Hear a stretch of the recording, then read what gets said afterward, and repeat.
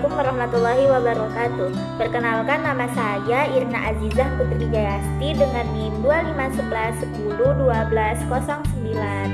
Saya dari Prodi PAI, Fakultas Tarbiyah dan Ilmu Keguruan UINSI Samarinda. Di sini saya akan membuat video jawaban UAS filsafat umum.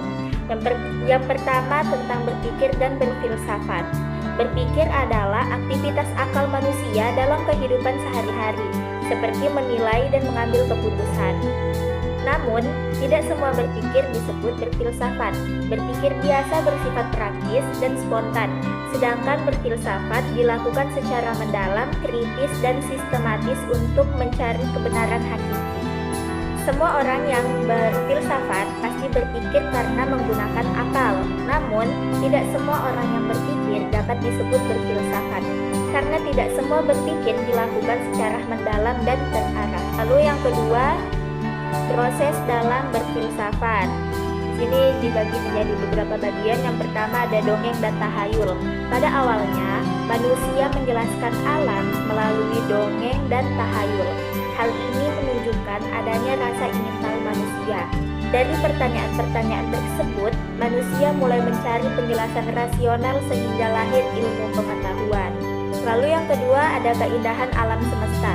Keindahan alam semesta menimbulkan rasa kagum dan keingintahuan manusia. Manusia kemudian berpikir tentang asal-usul dan keteraturan alam untuk menemukan kebenaran. Lanjut yang ketiga ada angan-angan. Angan-angan tentang kehidupan yang lebih baik mendorong manusia berpikir mendalam. Dari pemikiran rasional inilah filsafat lahir. Kita masuk ke soal yang ketiga, yaitu perkembangan konsep berpikir dalam berfilsafat. Ini dibagi menjadi 4 bagian. Yang pertama, periodisasi filsafat Yunani. Itu ada Prasokrates, membahas asal-usul alam. Yang kedua, klasik, membahas etika dan pengetahuan. Lalu ada Helenistik, membahas kebahagiaan hidup. Lalu yang kedua ada filosof besar Islam. Ada 5 filosof besar Islam. Yang pertama yaitu Al-Kindi, Al-Farabi, Ibnu Sina, Al-Ghazali, dan Ibnu Rushd. Mereka adalah tokoh besar filsafat Islam yang mengembangkan pemikiran dengan menggabungkan akal dan wahyu. Yang ketiga, pentingnya ilmu dalam Al-Quran. Al-Quran mendorong manusia untuk berpikir, mencari ilmu, dan memahami ciptaan Allah. Ilmu meningkatkan derajat manusia. Dan yang terakhir ada sekularisme barat dan filsafat Islam. Sekularisme barat memisahkan agama dari kehidupan. Filsafat Islam memandang akal dan agama saling melengkapi. Lalu soal keempat ada pembagian filsafat menurut objeknya.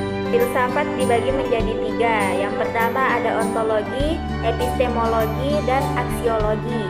Ontologi itu membahas tentang hakikat keberadaan, epistemologi tentang sumber dan cara memperoleh ilmu, lalu yang terakhir aksiologi tentang nilai, etika, dan estetika.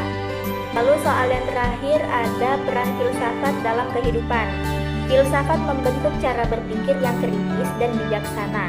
Dengan filsafat, seseorang mempertimbangkan nilai tujuan dan dampak sebelum bertindak sehingga tindakannya lebih bertanggung jawab. Dan video dari saya semoga bisa dipahami. Wassalamualaikum warahmatullahi wabarakatuh.